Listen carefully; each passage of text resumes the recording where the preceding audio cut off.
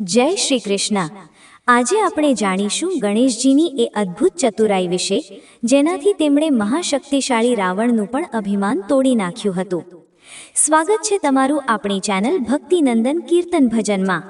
આજે વાત કરીએ એક એવી દિવ્ય કથાની જ્યાં બુદ્ધિએ અભિમાન પર વિજય મેળવ્યો।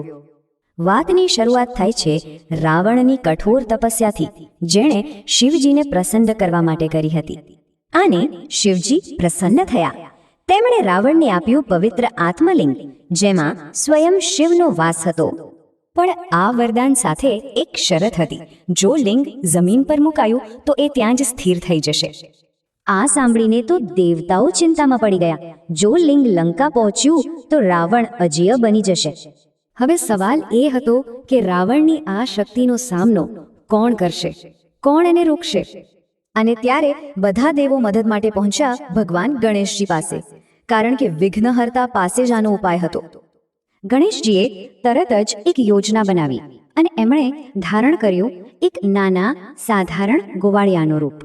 બીજી તરફ રાવણ લંકા જઈ રહ્યો હતો અને રસ્તામાં સંધ્યાવંદનનો સમય થઈ ગયો। ત્યાં જ એની નજર પેલા ગોવાળિયા બનેલા ગણેશજી પર પડી અને મદદ માંગી। ગણેશજી માની તો ગયા, પણ તેમણે પોતાની 3 ચતુર શરતો મૂકી દીધી। અભિમાનમાં ચૂર રાવણે કંઈ વિચાર્યું જ નહીં અને તરત જ બધી શરતો માની લીધી। જેવો રાવણ પૂજા માટે ગયો, ગણેશજીએ પોતાની યોજના પર કામ શરૂ કરી દીધું। એમણે ફટાફટ 3 વાર રાવણને બૂમ પાડી, 1, 2 અને 3, અને બસ રાવણ પાછો ફરે એ પહેલા જ આત્મલિંગ જમીન પર સ્થાપિત થઈ ગયું। રાવણે પાછા આવીને પોતાની બધી જ તાકાત લગાવી દીધી, પણ લિંગ ટસનું મસ ન થયું। આ હતું બળ અને બુદ્ધિનું યુદ્ધ, જેમાં રાવણનું બળ હાર્યું અને ગણેશજીની બુદ્ધિ જીતી ગઈ। આમ ગણેશજીની ચતુરાઈ કામ કરી ગઈ અને દેવતાઓનું કાર્ય સફળતાપૂર્વક સિદ્ધ થયું। આ કથાનો બોધ સ્પષ્ટ છે, બુદ્ધિ હંમેશા બળ કરતા ચડિયાતી છે અને અભિમાનનો નાશ નિશ્ચિત છે। તો શું સાચી શક્તિ એ સમજવામાં છે કે ક્યારે બળનો ઉપયોગ કરવો અને ક્યારે નહીં?